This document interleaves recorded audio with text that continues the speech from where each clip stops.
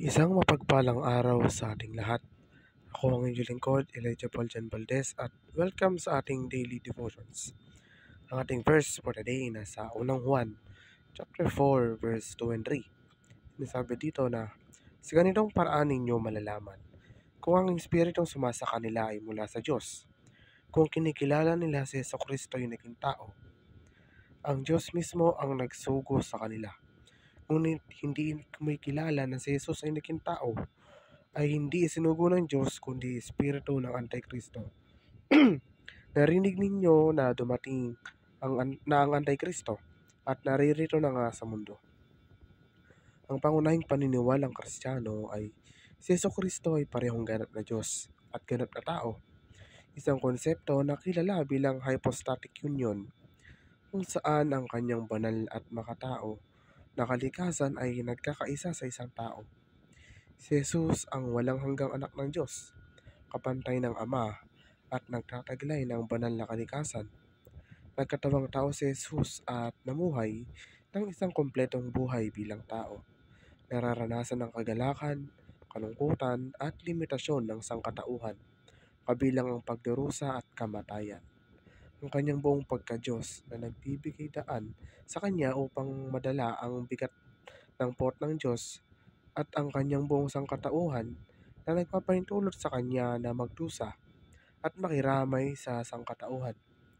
Sa huli ay sinisuguro ang ating pakikipagkasundo sa Diyos, isang pangunahing paniniwala ng Kristyanismo na nagbibigay diin sa kanyang pag-unawa sa pagdurusa ng tao at sa kanyang kahandang mag-alok ng kaaliwan at suporta.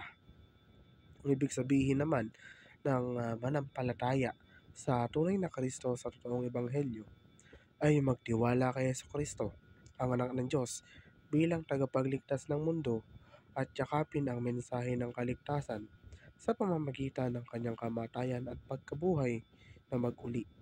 Gaya ng itinuro sa Biblia, ang pag-alala na nauunawaan ni Jesucristo ang ating pasakit at pagdurusa habang nararanasan niya ang buhay ng tao at ang buong spektrum ng mga emosyon ay nagbibigay ng kaaliwan at pag-asa na nagpapaalala sa atin na hindi tayo nag-iisa sa ating pakikibaka.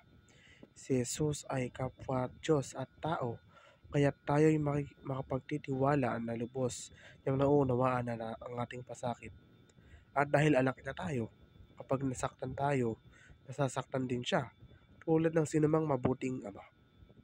Kung lumalayo ka sa kanya dahil iniisip mo na baka hindi niya maintindihan, isipin mo ito muli.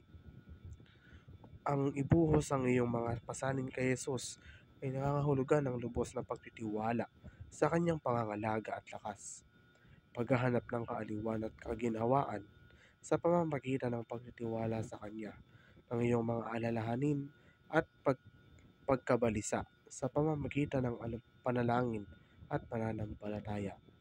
Muli, ako ang inyong lingkod, Elijah Paul Jan Valdez, at dito na nagtatapos ang aking daily devotions.